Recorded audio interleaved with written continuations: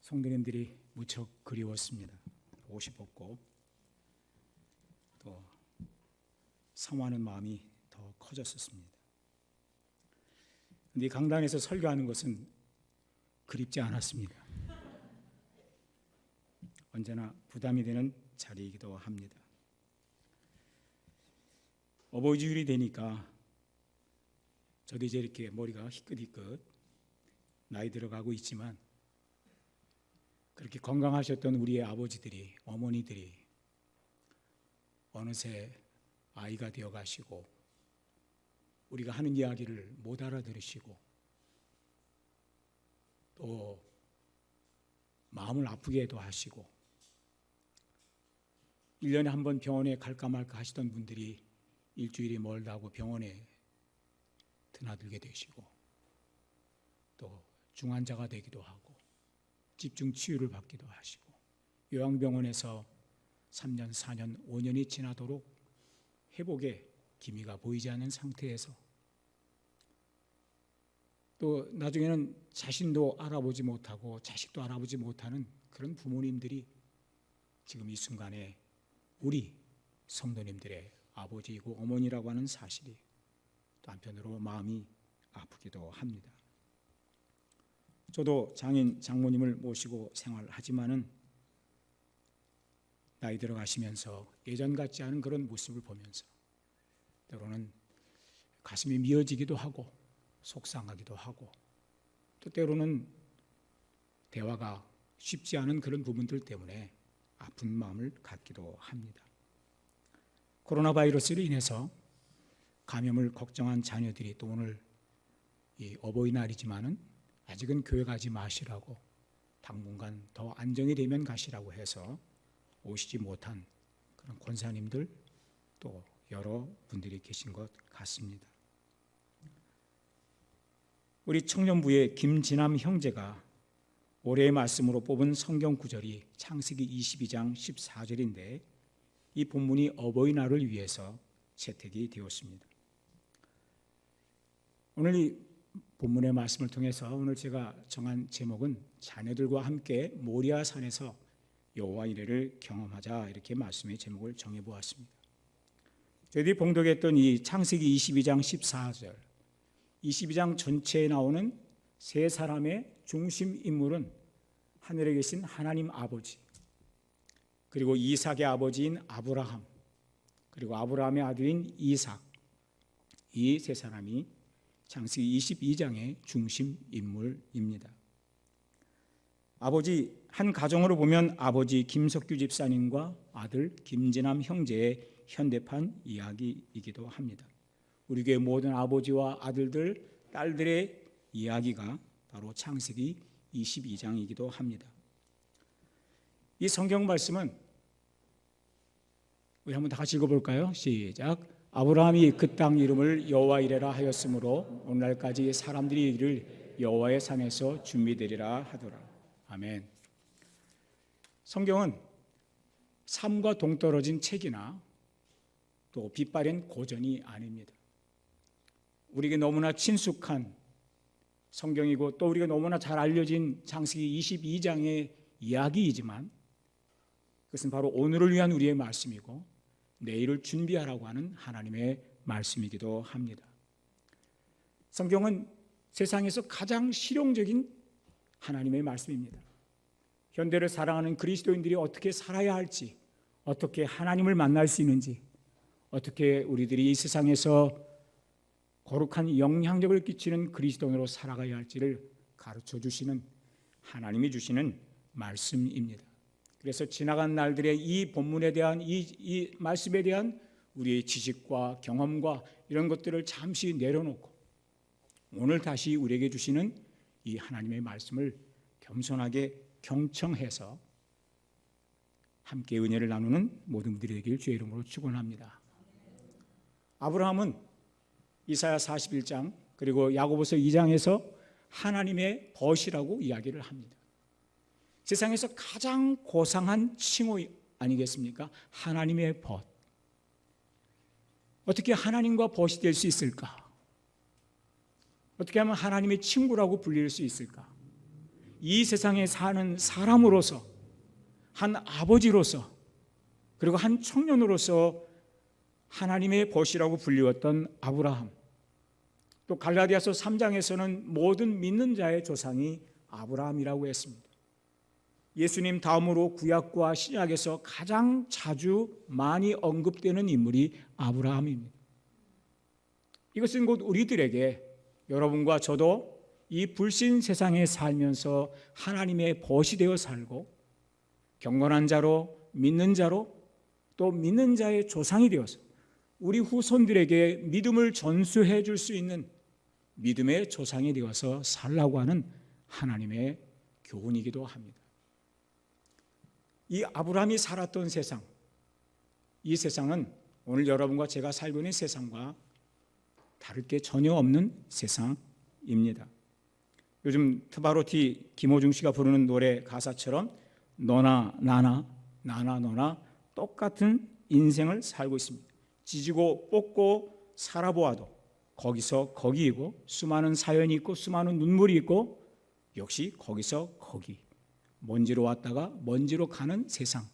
지금도 그렇고 과거도 그렇고 아브라함이 살던 시대도 똑같다고 하는 이야기입니다.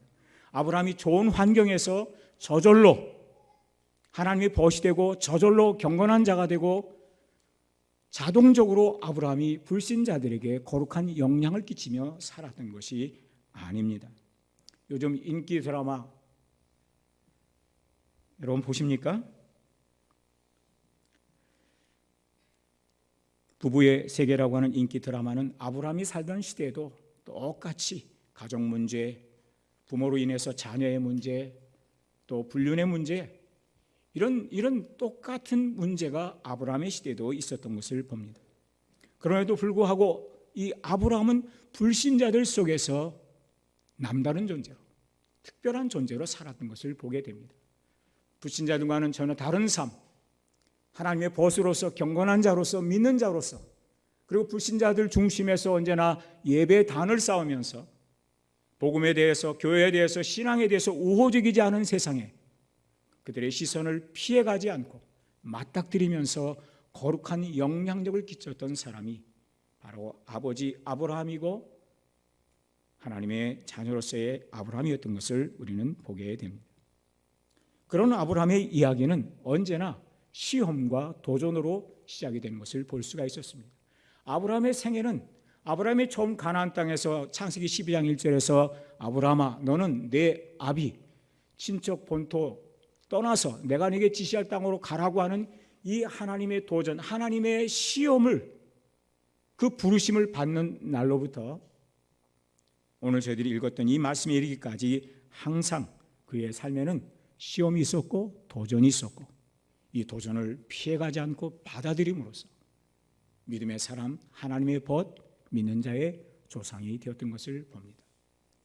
오늘 창세기 22장 1절로 가서 그가 어떤 시험을 받아야 했는지, 그가 어떻게 이 시험을 하나의 축복으로 받아들였는지 한번 살펴보도록 하겠습니다. 다 같이 한번 읽겠습니다. 시작. 그 일 후에 하나님이 아브라함을 시험하시려고 그를 부르시되 아브라함아 하시니 그가 이르되 내가 여기 있나이다. 하나님이 아브라함을 시험하시려고 이렇게 말씀하시고 있습니다. 물론 이 시험은 욥기에서에 나오는 것 같이 사탄이 욥을 넘어뜨릴 목적으로, 그를 실패하게 할 목적으로 시험했던 것과는 전혀 다른 성질의 것입니다. 하나님의 부르심에는 항상 시험이 포함되어 있는데 이 시험에는 목적이 있습니다. 어떤 목적이 있습니까?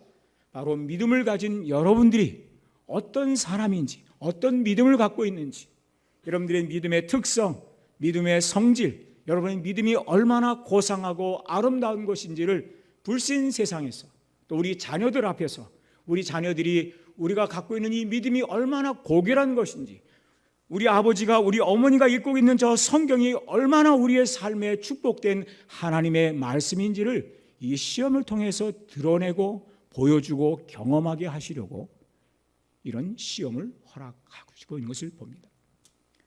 하나님께서 이런 시험을 허락하시는 또 다른 목적 중에 하나는 하나님께서 선택하신 아브라함을 대놓고 사람들에게 자랑하고, 또 왜 하나님께서 아브라함을 보고 벗이라고 부르셨는지, 왜 하나님을 믿음의 조상이라고 이야기하셨는지를 우리 모든 사람에게 알게 하고 싶으셔서 우리 앞에 시험지를 던져놓고 하나씩 한 가지씩 풀어가게 하셨던 것을 봅니다. 욥기서에서 아브라함과 공통의 이야기는 뭐냐면, 하나님께서 사탄이 욥을 시험하고자 할 때 하나님께서 뭐라고 하셨어요? 그 시험을 허락하시면 이렇게 말합니다. 시험해봐라. 내 생각대로 되지 않을 거다. 넘어뜨려봐라. 넘어질지 모르지만 다시 일어날 거다. 유혹해봐라. 유혹에 잠시 흔들릴 것이지만 그는 견고하게 서서 하나님의 자녀로서 살아가게 될 것이다. 하나님에게는 자신감이 있었습니다. 하나님에게는 욥에 대한 믿음이 있었고 신뢰가 있었고, 그 어떤 세상의 시련도 시험도 마귀의 도전도 반드시 이겨낼 것이라고 하는 그런 하나님의 확신이 있었기 때문에 욥의 시험을 허용하시는 것을 보게 됩니다. 그런데 오늘 본문에 내 아들, 내 사랑하는 독자 이삭을 저 모리아 산에 가서 번제로 바쳐라. 다 태워서 먼지가 되도록 다 태워서 희생제물로 바쳐라 라고 하는 이 시험은 아무리 믿음의 조상이고 하나님의 벗인 아브라함이라고 하더라도 이것은 감당하기 어려운 시험처럼 보이지 않습니까? 아니, 어떻게 하나님도 아버지시면, 하나님도 아버지의 마음을 갖고 계신다고 하면 어떻게 사랑하는 아들을, 그것도 독자를 죽음에 이르게 할 수가 있을까? 아버지의 손으로, 자신의 손으로 백세나 되어서 태어나는 아들을 그가 병으로 죽어가는 것을 지켜보는 것도 마음이 아픈 일인데, 40대에 60대의 아버지가 40대의 아들이 죽는다고 하면 그것이 얼마나 고통스러운 일인데, 백세나 되어서 얻은 아들이, 아직 꿈도 피워보지 못한 그 아들이, 아직 결혼도 하지 않은 이 아들이 아직도 가르쳐줄 것이 많고 남겨주고 싶은 것이 많고, 함께 좋은 식당에 가서 좋은 음식을 먹으며 좋은 음악을 들으며 이 도시 저 도시를 함께 여행하면서 좋은 시간을 만들어 가야 할 수많은 일들을 아직 해보지도 못했는데, 아들을 번제로 불에 태워서 먼지가 되게 하라고 하는 이 하나님의 요구는 왠지 부당해 보였습니다. 감당하기 어려운 시험입니다. 오늘 이 시간 하나님께서 여러분 한 사람 한 사람을 향해서 여러분이 가장 사랑하는 사람, 가장 아끼는 사람, 나는 죽을 수 있어도, 그를 위해서 나는 죽을 수 있어도 그가 죽는 것은, 그가 아픈 것은, 그가 차마 고통당하는 것은 나는 견딜 수 없다고 생각하는 가장 사랑하는 사람이 누구입니까? 우리 김일환 집사님의 세 딸 중에 누구를 가장 사랑합니까? 어리석은 질문이죠? 가장 사랑하는 사람을, 누군가 하나를 가장 사랑하기 때문에, 때로는 하나님보다 더 사랑하는 것처럼 비추이기 때문에 이 세상의 무엇과도 비교할 수 없는 존재로 생각하고 있는 그 사람을 오늘 내 손으로 하나님 앞에 희생제물로 드려야 된다고 하면 이것이 얼마나 감당하기 어려운 시험이며 하나님 앞에서 분노가 치밀어 오르는 그런 시험이 될 수도 있을 것입니다. 물론 여러분 안심하십시오. 하나님께서는 여러분 한 분 한 분에게 처음부터 창세기 22장으로 건너뛰어서, 창세기 12장에서 하나님 우리를 메소포타미아에서 우상 숭배하는 삶에서 우리를 불러내어 구원하시고 단번에 높이뛰기를 해서, 넓이뛰기를 해서 12장에서 22장으로 건너뛰어서 우리를 모리아산으로 보내 우리의 사랑하는 사람을, 우리가 가장 아끼는 것을 희생제물로 드리라고 하나님이 요구하시지는 않습니다. 누구도 감당할 수 없는 수준의 시험지를 던져주시며 이것을 풀어서 100점으로 만들어라고 하나님은 요구하시는 하나님은 절대로 아닙니다. 하지만 모든 그리스도인들은 반드시 단계적으로 이 하나님 주시는 시험을 감당해야만 합니다. 요즘 트로트 열풍 가운데에서 유지강이라고 하는 저분이 한번 TV 프로에 나온 것을 제가 카메라로 찍었습니다. 2009년부터 11년 동안 계속 오디션을 봤다는 겁니다. 7번의 오디션을 통해서 그는 한 번도 1등을 한 적이 없습니다. 물론 이번에 미스터 트롯인가요? 하는 그 프로그램에서도 7등 안에 들지 못했고 10등 안에도 들지 못했습니다. 한 사람이 11년 동안의 수많은 오디션에서 떨어지면서 나중에는 극단적인 생각을 하기도 했었다, 이렇게 이야기를 합니다. 그러나 그런 힘든 시간들을 이겨내오면서 실력이 쌓이고 사람들이 알아주기 시작을 하고 1등은 아니지만 7등 안에 들지 못했지만 지금 사랑받는 가수가 되었다고 하는 이야기를 들었습니다. 우리 그리스도인의 삶에도 단계별 오디션이 있습니다. 하나님의 시험이 있다고 하는 것을 우리는 보게 됩니다. 아브라함이 겪었던 첫 번째 시험이 기근의 시험입니다. 이 기근, 흉년의 시험은 하나님의 말씀을 믿고 약속의 땅 가나안으로 오자마자 처음 직면한 것이 기근입니다. 실직했다는 이야기입니다. 경제 사정이 나빠졌다는 것입니다. 오늘 이 코로나 바이러스 문제가 국제적인 문제였듯이 당시 아브라함이 살고 있는 나라만이 아니라 가나안만이 아니라 그 주변의 여러 나라들이 동시에 기근과 흉년을 겪으면서 먹을 것을 찾아 자신이 살고 있는 경계를 넘어서 다른 나라까지 가서 물자를, 양식을 구해와야 되는 어려운 상황이었던 것을 봅니다. 아브라함이 믿음이 없어서 기근이 온 것이 아닙니다. 아브라함이 실수를 하고 범죄를 해서 이런 어려움에 빠진 것이 아닙니다. 하나님이 아브라함의 믿음을 강화하시려고, 연단하시려고 허용하신 시험의 하나였습니다. 이때 하나님께서 아브라함 지켜보시는데 아브라함은 하나님을 바라보기보다 환경을 보았습니다. 쌀통에 쌀이 떨어져 가고 냉장고에 쌓이는 음식이 하나도 없는 것을 보면서 마음이 조급해져 갔습니다. 그래서 하나님께 묻지 않고 이집트로 내려갔습니다. 두려운 현실을 이기적인 거짓말로 자신의 아내를 이용하면서 대응하다가 낭패에 빠졌습니다. 이 첫 번째 기근의 시험에서 아브라함은 보기 좋게 낙방을 합니다. F학점을 받았습니다. 그러나 아브라함을 부르신 하나님은 그를 그냥 놔두지 않으시고 아브라함을 보호하시고 그를 지지하시고 인정하시면서 아브라함은 실패한 자신의 편에 서주시는 하나님에 대해서 호감이 생겼고 인격적인 신뢰가 쌓여가게 되었습니다. 두 번째 시험이 물질의 시험을 아브라함은 겪었습니다. 현대인들을 지배하는 가치관의 하나가 나는 가질수록 더 갖고 싶다 하는 것입니다. 저는 그리스도인들이 경제적으로 부유한 사람들이 되었으면 좋겠습니다. 왜냐하면 요셉의 예를 들면 요셉은 높은 도덕적인 삶과 하나님이 인정하는 그런 사람으로 평가를 받아서 이집트의 총리에까지 올랐습니다. 정치력과 경제력을 함께 가지고 있으면서 자신의 민족 이스라엘이 애굽 땅에서 한 민족을 이루어 출애굽을 통해서 나중에 가나안 땅으로 와서 이스라엘 민족을 형성할 수 있을 만큼의 경제력과 그리고 정치력을 발휘했던 인물이 요셉이었던 것을 봅니다. 위대한 일에는 관대한 기부자들이 언제나 있습니다. 빌레몬은 바울 선교의 아주 후한 그런 지지자였습니다. 사업가 루디아는 바울과 실라의 선교를 물심양면으로 지원한 경제력이 넉넉한 사업가였던 것을 봅니다.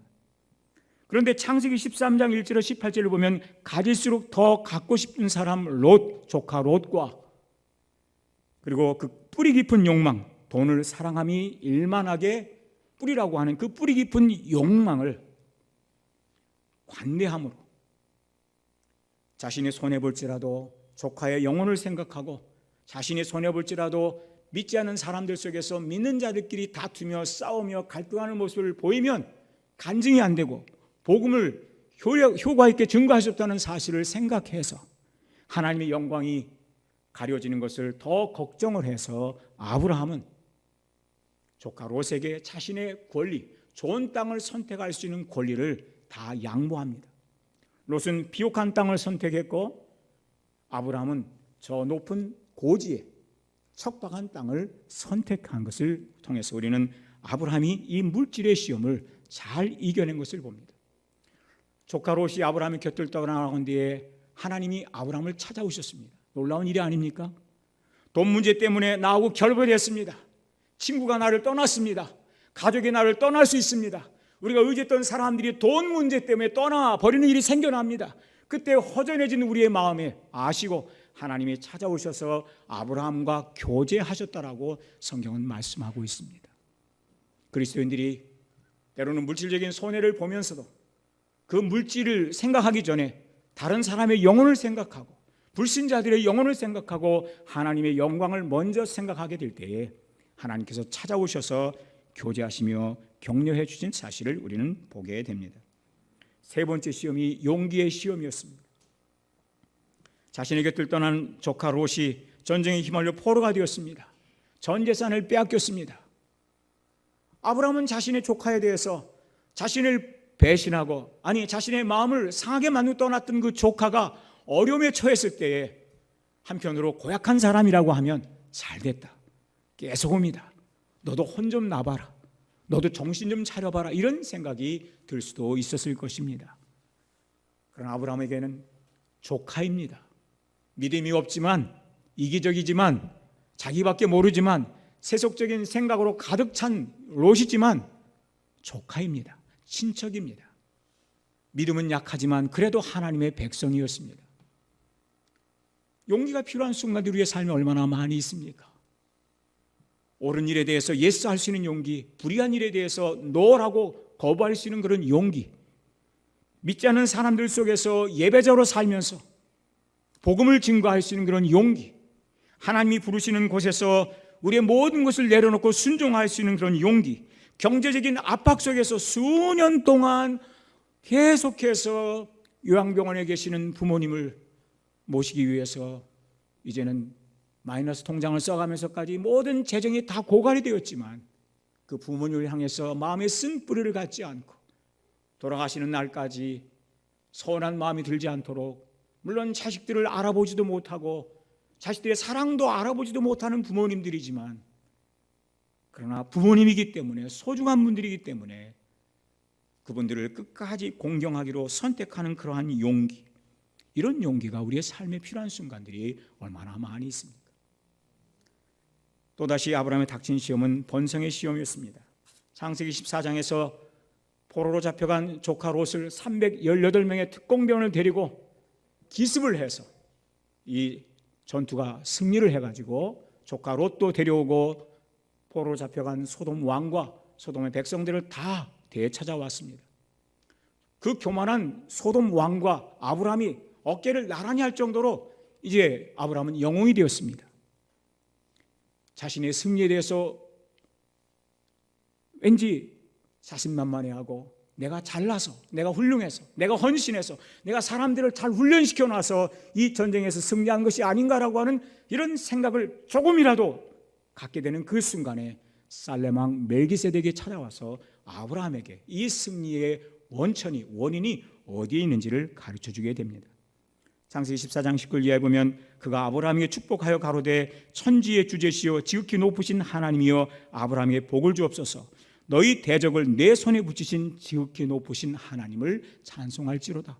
지극히 높으신 하나님, 아브라함에게 계시가 되었습니다. 오늘 나의 승리가, 오늘 내가 잘된 것이, 내가 이렇게 건강하게 사는 것이, 내가 죽음 일부 직전에서 기적같이 살아난 것이, 내가 오늘도 실직했지만은 또다시 직장을 얻고 일을 할 수 있는 것이, 내 자녀들이 온갖 어려움 속에서도 잘 커주는 것이, 이게 내가 좋은 부모라고 하는 것도 물론 있지만, 내가 열심히 자식들을 가르치고 노력한 것도 있고 기도한 것도 있지만 하나님의 은혜였구나, 하나님의 돌봄이었구나, 이것을 깨닫는 순간이었습니다.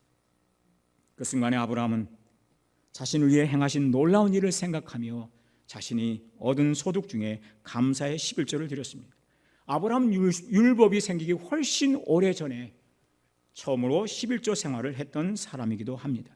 여기서 11조의 의미는 하나님이 주신 승리, 내가 얻은 이 승리가 하나님이 주신 승리요, 내가 얻은 모든 소득이 하나님이 주신 것이라고 하는 이 하나님이 나의 주인이심을 인정하는 의미의 11조였습니다. 또 하나님에 대해서 살렘왕 멜기세덱에게 새로운 계시를 줬습니다. 하나님은 지극히 높으신 하나님, 영원하신 하나님, 엘올람, 영원하신 하나님, 너를 복주시는 하나님, 너를 지키시는 하나님이라고 하는 멜기세덱 살렘 왕을 통해서 주어진 이 계시가 너무 감사했습니다. 어제 내가 알았던 하나님이 아니라 오늘 새로운 하나님을 알았습니다. 오늘 여러분에게도 날마다 예수 그리스도를 새롭게 알아가시는 축복이 함께 하시기를 바랍니다. 과거에 알았던 하나님이 아닙니다. 어제 알았던 하나님이 아닙니다. 오늘 아침에 알았던 하나님이 아니라 바로 이 순간 내 삶에 찾아오신 그 하나님이 내 승리의 원천이 되어 주셨고, 지극히 높으신 하나님이시며 나의 방패가 주셨고, 나의 상급이 되어 주셨고, 그리고 나에게 모든 소중한 사람들을 되찾아올 수 있도록, 저들을 지킬 수 있도록 용기를 내서, 비겁한 내가, 용기가 없던 내가, 아내까지 이용하면서 나만 사고자 했던 내가 당당하게 용기 있는 사람이 되어서 이 전쟁을 승리로 이끌 수 있었던 것은 내가 아니요 하나님이냐라는 사실을 깨달았을 때에 아브라함은 진정으로 감사하는 이 모습을 보여주게 됩니다. 그리고 나서 인내의 시험, 그리고 편의주의 시험이 계속해서 아브라함의 삶을 찾아왔던 것을 봅니다. 하나님의 약속이 오래도록 내 삶에서 현실화되지 않는 것처럼 보일 때 우리는 조급해집니다. 내가 기도했는데, 어제도 기도했는데, 금식하며 기도했는데, 하나님께서 주신 약속을 붙잡고 기도했는데 왜 10년이 지나도 25년이 지나도 내 삶에서 이루어지지 않을까라고 아브라함은 조급해졌습니다. 여러분과 저처럼 말이죠. 어떤 사람은 1년이 너무 길게 느껴집니다. 아니, 한 달도 너무 길게 느껴집니다. 한 시간도 너무 기다릴 수 없는 시간처럼 조급하게 느껴질 때가 있습니다. 이 시간을 놓치면 모든 것이 끝날 것 같은 순간이 올 때에 아브라함은 하나님의 약속 대신에, 하나님의 말씀 대신에 다른 대안을 찾고자 하는 생각이 들었습니다. 그래서 창세기 15장 1절에서 하나님께 불평함을 이렇게 이야기합니다. 하나님, 저는 자식이 아직도 없습니다. 그런데 하나님의 약속이 이루어질 기미가, 그런 어떤 낌새가 전혀 나타나질 않습니다. 그래서 하나님, 제가 대안을 제시하겠습니다. 여기 저의 종 다메섹 사람 엘리에셀, 이 사람을 나의 상속자로 삼고 싶습니다. 이렇게 자신의 대안을 내놓습니다. 우리가 얼마나 자주 우리 자신에게서 보이는 모습입니까? 하나님의 말씀이 더 이상 믿어지지 않아서, 하나님 기다리는데 지쳐서 이제는 우리가 대안을 내놓습니다. 우리 방식을 제안하기 시작합니다. 하나님, 이것이 더 실용적으로 보이지 않습니까? 그때 하나님은 아브라함을 붙잡고 바깥으로 나가셔서 하늘의 별을 가르치시고 바다의 모래를 보이시면서, 아브라함아, 너는 너의 육체, 너의 나이, 너의 시간, 2020년 5월 10일이라는 오늘에 갇혀 있구나. 내 눈을 들어서 저 미래를 바라봐라. 하늘을 바라봐라. 너의 후손이, 지금은 네가 무자하지만, 자식이 없지만 너의 후손이 하늘의 별같이 바다의 모래같이 많아질 것이다. 나는 전능한 하나님이다. 아브라함 이 말씀을 받고 얼마나 위로가 되었을까요? 오늘 여러분이 오늘 이 어버이질 말씀 듣고 얼마나 위로가 될까요? 아브라함이 그 말씀을 듣고 돌아오는 순간 창세기 16장에서 아내가, 사라가 또 다른 대안을 제시합니다. 여보, 당신은 하나님 말씀 듣고 위로가 되었는지 모르지만 난 전혀 위로가 안 돼. 믿어지지가 않아. 그게 내 솔직한 심정이야. 그래서 여보, 내가 대안을 하나 생각했는데 이게 얼마나 실제적인지 몰라. 이게 부부의 세계에 나오는 이야기보다 더 재미있거든. 현실적이거든. 그게 뭔데? 하갈 통해서 자식 보자고. 방금 전에 하나님의 위로를 받았던, 함께 하늘을 손가락으로 가리키며 바다의 모래를 손으로 만져보면서 하나님의 좀 더 인내하라고 하는 말씀 들었던 아브라함은 주저없이 아내 사라가 제안한 그 대안을 받아들였습니다. 그리고 이스마엘을 낳았습니다. 이 일로 인해서 하나님과 아브라함 사이에 13년 동안 사회적 거리가 생깁니다. 관계가 멀어지고 소원해졌습니다. 그리고 17장에 가서 하나님이 직접 다시 주도권을 갖고 찾아오셔서 아브라함아, 나는 13년 동안 솔직히 서운했다.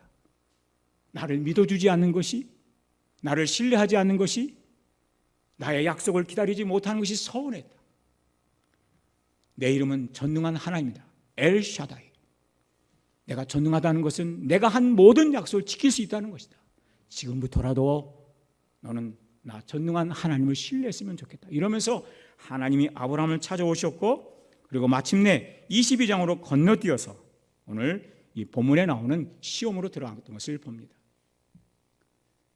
이 22장의 시험은 친히 준비하시는 하나님, 여호와 이레의 하나님을 믿고 하나님께 최상의 사랑을, 최상의 순종을 드리라고 하는 시험이었습니다. 이런 여러 시험을 거친 뒤에 이 단계로 아브라함 생애의 가장 마지막 시험이자 최절정의 시험으로 하나님께서 인도하셨던 것을 우리는 보게 됩니다. 그런데 이 시험은 여러분도 아시다시피 내 사랑하는 아들 독자 이삭을 모리아산 번제단에 바치라고 하는 시험이 아닙니까? 저희 집 막내딸 이슬이가 태어났을 때 몸무게가 부족해서 인큐베이터에 일주일간 있었습니다. 아이가 태어나고 아이를 인큐베이터에 놔두고 돌아서 나올 때 눈물이 왈칵 쏟아져 내렸습니다. 그 조그마한 아이에게 미안했습니다. 안타까웠고 죄책감도 들었습니다. 그러나 인큐베이터는 걱정하지 않아도 될 만큼 의학적인 돌봄을 받기에 최적의 장소였습니다. 그래도 혼자 병원에 남겨두고 나오는데 그렇게 쏟아지는 눈물을 주체할 수가 없었습니다. 그런데 도대체 어떤 아빠가, 어떤 아버지가 사랑하는 내 아들을 백세나 얻은 약속의 자식을 자신의 손으로 직접 죽일 수 있다는 이런 시험을 주십니까? 아들을 기적적으로 주실 때는 언제고 이제 뺏어가시려는 겁니까? 모순처럼 보이는 시험입니다.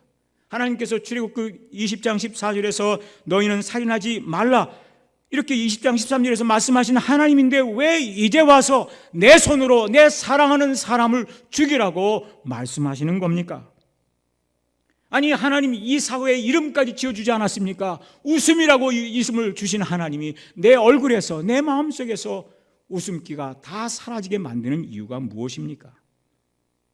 더군다나 하나님은 아브라함에게 내 아들, 내 독자, 사랑하는 아들, 이걸 10번이나 반복해서 아브라함의 마음을 뒤집어 놓습니다.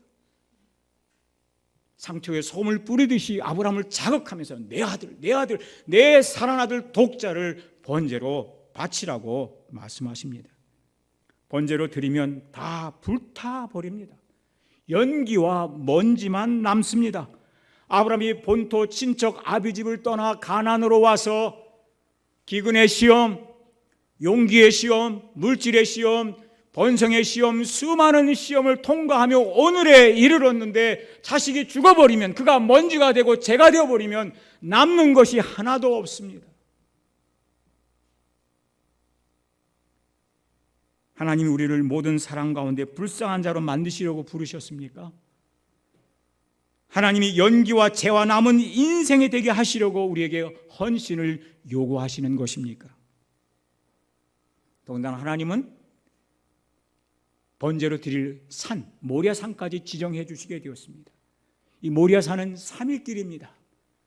여러분, 이게 괴로운 3일 동안 걸어가면서 얼마나 고통을 당하는 길입니까? 그저 짧은 순간에 빨리 목숨을 끊으면 간단한 일인데 사흘길을 하루 24시간 그 오랜 시간을 걸어가면서 여행하면서 수없이 마음속에서 자식을 번제단 위에 올려놓고 죽여야 되나 살려야 되나 죽여야 되나 살려야 되나 하나님이 이러실 수 있나 저러실 수 있나 이런 생각을 하는 그 길은 죽음의 길입니다. 하나님의 아들 예수 그리스도도 3일 동안 죽음의 자리에 계셨죠. 이 모리아산은 훗날 솔로몬 시대에 와서 예루살렘의 성전을 지은 장소가 되기도 합니다. 이 모리아산에서 아브라함은 자신의 아들을 죽이기 위해서 모리아산으로 올라갔고 하나님께서는 당신의 친아들 예수 그리스도를 십자가에 못 박아 우리를 대신하여 죽게 하시려고 갈보리 산으로 아들을 보내셨던 장소이기도 합니다. 오늘 우리에게 모리아산은 한빛 침례교회입니다. 이곳이 여러분과 제가 하나님을 섬기도록 부름받은 장소이기도 합니다. 필리핀 민다나오 섬이, 카자흐스탄이, 성서 침례대학원대학교가 우리의 불신자들이 살고 있는 이웃이 우리의 헌신이 시험받는 장소이며 최상의 사랑으로 우리의 삶을 번제단 위에 올려놓고 우리의 삶 전체가 다 탈 때까지 먼지와 연기가 되어 하나님을 기쁘시게 하는 산제물이 되도록 부름받은 곳이 바로 이 한빛 침례교회입니다. 우리는 어떻게 모리아산에서 여호와 이레를 경험할 수가 있겠습니까?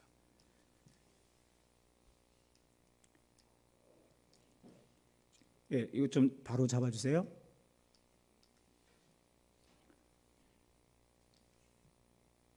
우리는 어떻게 모리아산에서 여호와 이레를 경험할 수가 있겠습니까?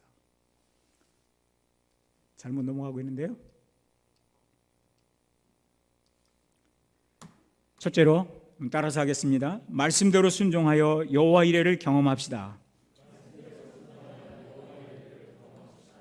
말씀대로 순종하여. 아브라함은 하나님의 말씀대로 순종했습니다. 하나님 말씀하신 장소, 하나님 말씀하신 번제, 그리고 그 번제를 온전하게 해서 준비를 철저히 했습니다. 나무를 준비하고 또 불쏘시개를 준비하고, 그리고 더 나아가서 여기 이삭과 함께 모리아산으로 나아갔습니다. 희생 제사를 드리라고 하는 이 하나님 환상이 밤중에 왔고, 그리고 아브라함은 그 다음날 이른 새벽에 모든 준비를 갖추고 모리아산으로 떠났던 것을 보게 됩니다. 말씀대로 순종함으로써 아브라함은 여호와 이레를 경험했고, 아브라함과 함께 이삭도 아버지가 경험한 그 하나님을 모리아 산정에서 경험했던 것을 우리는 보게 됩니다. 두 번째는 따라서 하겠습니다. 감성 장애를 넘어 순종하여 여호와 이레를 경험합시다. 감성 장애를 넘어서 아브라함은 여호와 이레를 경험했습니다. 아들을 번제로 드리라고 하는 이 일은 아내인 사라의 모성에, 이거는 어긋나는 일입니다. 시도할 수 없는 시험이었습니다. 그래서 아브라함은 이 엄청난 일을, 전에는 그렇게 아내의 말을 잘 들었던 아브라함이 아내의 말을 듣는 것이 잘 되는 일이라니 한국의 속담까지 무시하면서 아브라함은 의논 한번 하지 않고 비밀리에 여기 이삭을 데리고 모리아산으로 두 명의 종들과 함께 떠났던 것을 보게 됩니다. 사실 여기 사라는 목자를 하라면 목자를 할 사람입니다. 교사를 하라면 교사를 하고, 선교사로 나가라면 선교사로 나갈 수 있는 사람이고, 이삭을 이 시대에 하나님이 꼭 필요로 하시는 목회자나 선교사로 헌신시키라고 하면 기꺼이 동의할 수 있는 인물이 사라입니다. 그런 믿음의 어머니입니다. 그러나 자식을 죽이는 일, 자식을 번제로 드리는 일은 사라가 이 일을 듣는 순간에 오해를 터뜨렸을 겁니다. 차라리 나를 죽이십시오. 하나님, 차라리 나를 희생제물로 삼으십시오. 나는 얼마든지 죽을 수 있고, 나는 얼마든지 고통당할 수 있고, 나는 얼마든지 아플 수 있지만 내 자식은 안 됩니다. 내 자식만큼은 하나님이실지라도 손대지 마십시오. 이렇게 막아설 것이 분명했습니다. 그래서 아브라함은 사라에게 이 일만큼은 의논하지 않고, 사라가 막아서서 자신의 헌신을 불가능하게 만들고 하나님 앞에 변명할 수 있는 여지를 남겨두지 않기 위해서 아브라함은 사라와 의논하지 않았습니다. 뿐만이 아닙니다. 아브라함이 두 종과 함께 이삭과 함께 모리아산에 도착했을 때에 저 산 아래에서 두 종들을 너희는 여기서 기다리고 있어라. 나는 저 산장에 가서 이삭과 함께 예배를 드리고 오겠다라고 이야기를 합니다. 만약에 종들과 함께 산정에 올라가서 제단을 쌓고 장작을 쌓고 그 위에 불을 붙이고 이삭을 포박하여 올려서 그를 죽이려고 했다고 하면 종들이 뭐라고 했겠습니까? 아니 주인님, 이건 살인입니다. 당신의 하나밖에 없는 아들입니다. 안 됩니다. 그러면서 종들이 아브라함의 손을 붙잡고 칼을 빼앗아 버리고 이삭을 도망치도록 풀어 주었을지도 모르는 일입니다. 그것은 아브라함에게 또 변명의 여지가 생길 수 있는 것입니다. 하나님, 저는 내 아들까지도 헌신하고 싶었는데, 최상의 헌신과 사랑을 하나님께 보여드리고 싶었는데 제 종들이 못하게 막아서서 어쩔 수 없습니다. 헌신하는 게 정말 하나님 어렵군요. 이렇게 변명의 여지를 남겨두지 않기 위해서 아브라함은 종들도 산 아래에 두고 아들과 함께 둘이서만 올라갔던 것입니다. 우리는 어떻게 여호와 이레를 날마다 경험해 살 수가 있습니까? 말씀대로 순종함으로써 감성 장애를 극복함으로써, 세 번째는 희생이 담긴 예배를 통해서 우리는 여호와 이레 하나님을 경험할 수가 있습니다. 여기 22장 5절에 보면 아브라함이 종들이 이렇게 말합니다. 너희는 나귀와 함께 여기서 기다려라. 내가 아이와 함께 저기 가서 예배하고 우리가 너에게로 돌아오리라. 여기서 아브라함은 자신의 마음속에 아들을 하나님께 희생제물을 드리는 그 희생제물보다도 그 희생제물을 받으시기에 합당한 하나님의 영광의 무게를 더 두고 있었습니다. 그래서 예배라고 하는 표현을 썼습니다. 하나님은 예배를 받으시기에 가치 있는 분이시다. 예배라는 말의 원뜻은 가치를 돌리다라는 의미입니다. 하나님은 나의 사랑을 받으시기에 합당하신 분, 하나님은 나의 최상의 믿음을 받으시기에 합당하신 분, 하나님 내가 갖고 있는 모든 사랑의 절정을 받으시기에 합당하신 분, 내가 가장 아끼고 소중히 여기는 백세나 되어서 얻은 이 자식일지라도 하나님 원하시면 하나님과 비교의 대상으로 삼을 수 없는, 절대 하나님과 동등의 대상으로 여길 수 없는, 하나님 원하시면 기꺼이 언제든지 드릴 수 있는 그런 위대하신 하나님이라고 생각했기 때문에 아브라함은 이 희생제사를 예배라고 표현을 했습니다. 오늘 여러분과 제가 드리는 이 예배에는 얼마나 많은 이런 무게가, 신앙의 무게가, 믿음의 무게가 담겨 있습니까? 너무 가볍지는 않지.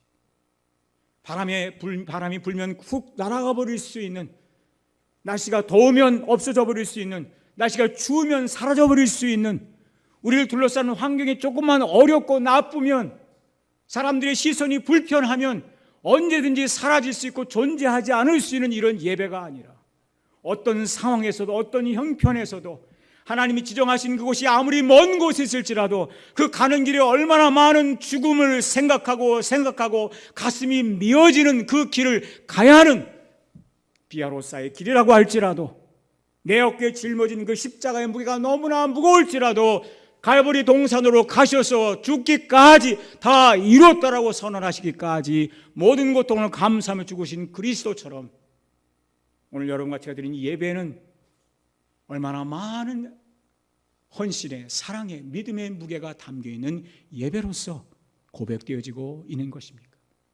유일 사람들에게 나 오늘 예배 드리러 갑니다 할 때 그 예배가, 내가 반드시 만나야 할 주님, 모리아 산정에서 나를 기다리시는 주님, 나를 위하여 여호와 이레 하나님께서 준비하신, 최선으로 준비해 놓으신 하나님을 경험하기 위해서 나는 오늘 예배 드리러 갑니다. 그것도 나 혼자 가지 않습니다. 내 자식과 함께 갑니다. 내가 만나는 하나님을 내 자식도 만나야 하고, 내가 만난 여호와 이레를 내 자식도 경험해야 하고, 나는 20대에 하나님을 만났지만 내 아들은 20대에 아직도 하나님을 만나지 못했습니다. 더 늦기 전에 내 아버지가, 내 어머니가 여호와 이레 하나님을 만날 수 있도록 나는 예배드리러 갑니다. 내 아들과 함께 갑니다. 나의 희생이 드려지는 곳으로, 나의 눈물이 드려지는 곳으로, 죽기까지 순종하고 복종하는 곳으로 나는 예배드리러 갑니다.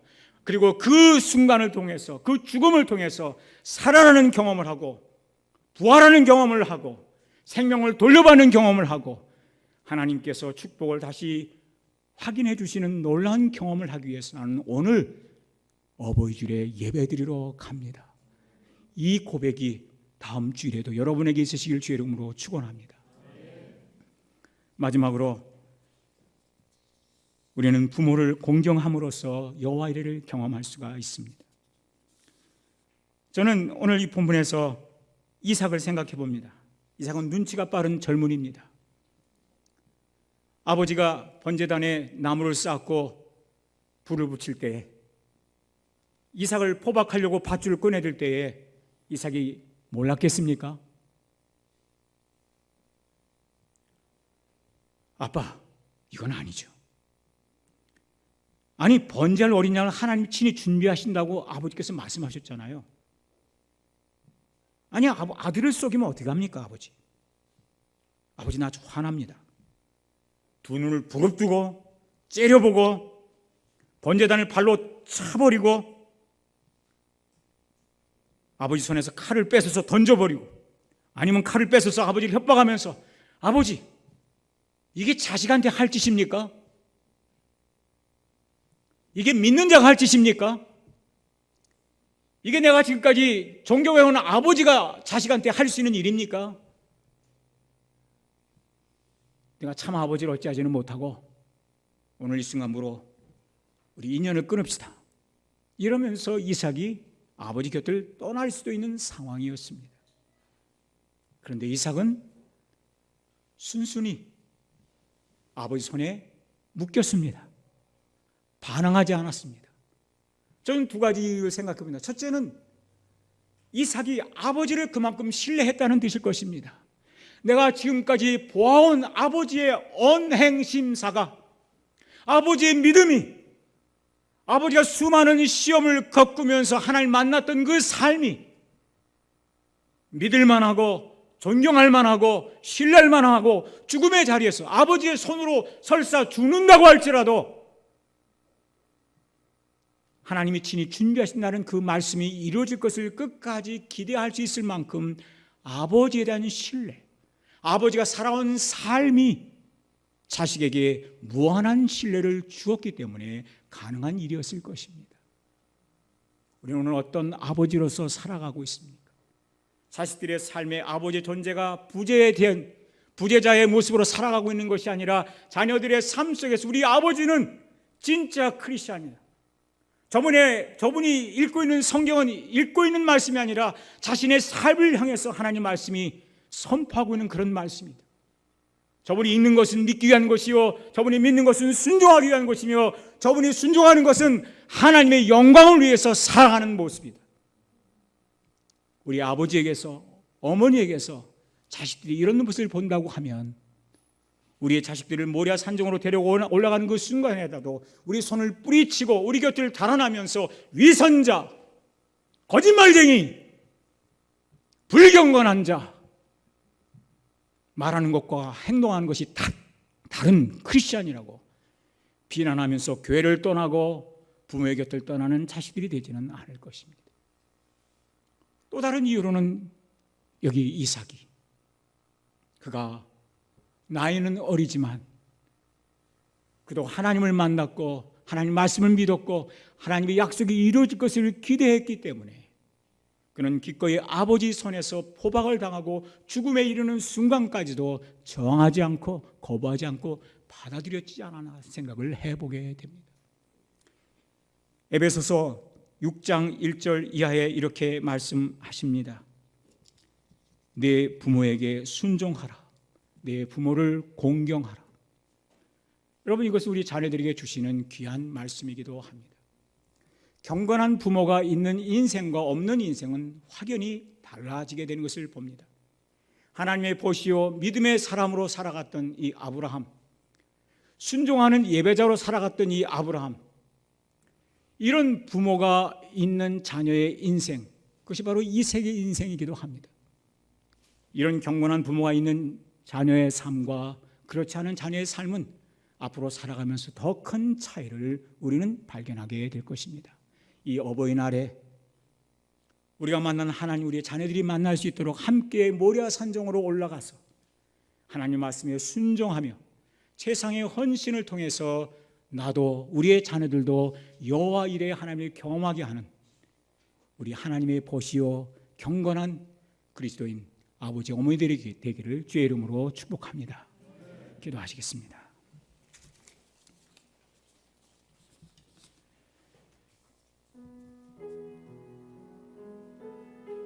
하나님 아버지, 제가 아버지입니다.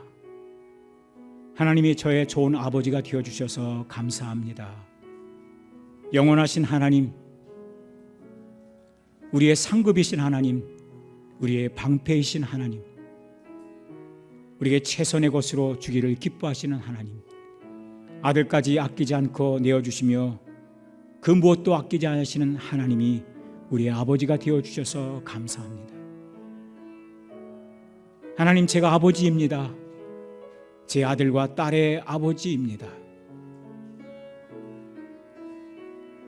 하나님, 아브라함처럼 내 아들의 손을 잡고 내 딸의 손을 잡고 모리아 산정으로 나아갈 수 있도록 도와주십시오. 그곳에서 하나님을 함께 만날 수 있도록, 그곳에서 관념이나 이론이 아니라 살아계신 실제요, 실존이요,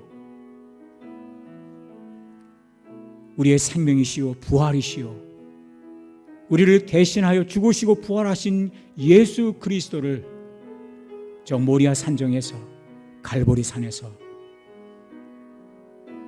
내 아이들도, 우리 아이들도 만날 수 있도록 축복해 주십시오. 그리하여 우리의 후손들이 번창하게 해 주십시오. 하나님이 인도하시는 삶을 살게 하시고 하나님이 축복하시는 인생을 살게 해 주시옵소서. 하나님이 방패가 되어주시며 하나님이 상급이 되어주시는 삶을 우리의 아들과 딸들이 살게 하여 주시옵소서. 우리가 믿음의 부모가 되는 것 같이 우리의 아들과 딸들이 믿음의 부모가 되며 믿음의 조상이 될 수 있도록 축복해 주시옵소서. 온갖 시험을 이겨나가는 부모의 모습으로 자식들에게 비춰지게 해 주시옵소서. 기근에 왔을 때, 번성의 시험이 왔을 때에, 물질의 시험 앞에서 흔들릴 때도 있지만, 약해질 때도 있지만, 그러나 다시 믿음으로 일어서서 하나님의 영광을 위하여 살아가고 불신자들의 구원을 위해서 살아가는 우리 아빠와 엄마의 모습을 우리의 자녀들이 보고 자라갈 수 있도록, 그들도 함께 그 믿음을 본받아 살아갈 수 있도록 저희들을 축복하여 주시옵소서. 언젠가 어느 때인가 모리아 산정으로 다 같이 올라가서 여호와 이레의 하나님을 경험하는 날들이 우리 모든 아버지들의, 어머니들의 삶 속에서, 우리 자녀들의 삶 속에서 경험되어지게 하여 주시옵소서. 예수님 이름으로 기도드렸습니다.